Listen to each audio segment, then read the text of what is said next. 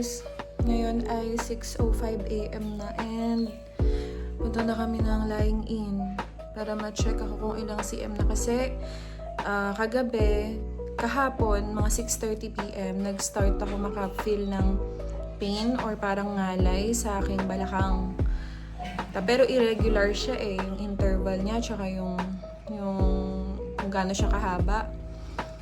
Tapos, ngayon, kanina, madaling araw, nagising ako.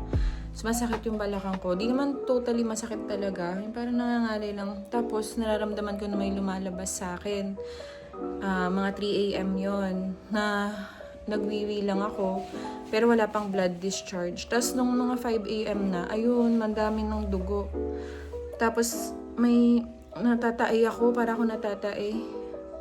Wait lang, ito na naman.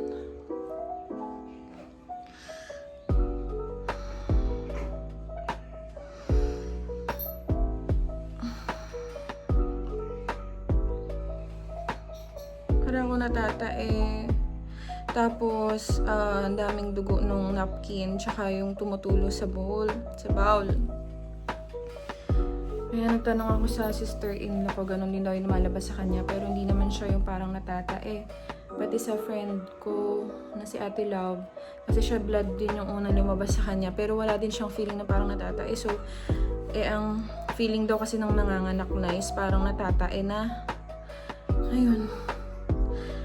Kaya punta na kami ngayon sa lying in para ma-check kung ilang cm na ako. Kung siyana na ba itong nasa puwet ko. Ayan yung oras guys. Pinapadiretso ko na si mama sa McDo. Pick upin namin siya doon. Para kung sakaling matagal pa yung progress ng CM ko, pasok muna si Love sa work para hindi mabawasan yung paternity leave niya. Ayun.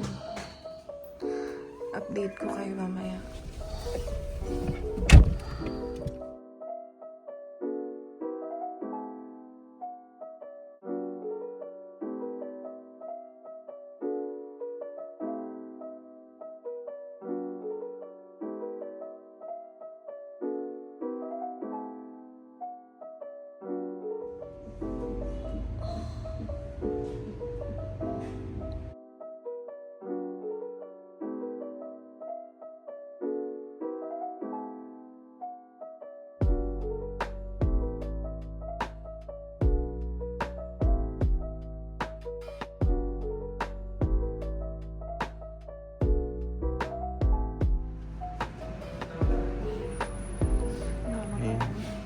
So guys, na-admit na, sama namin si Mama Beng.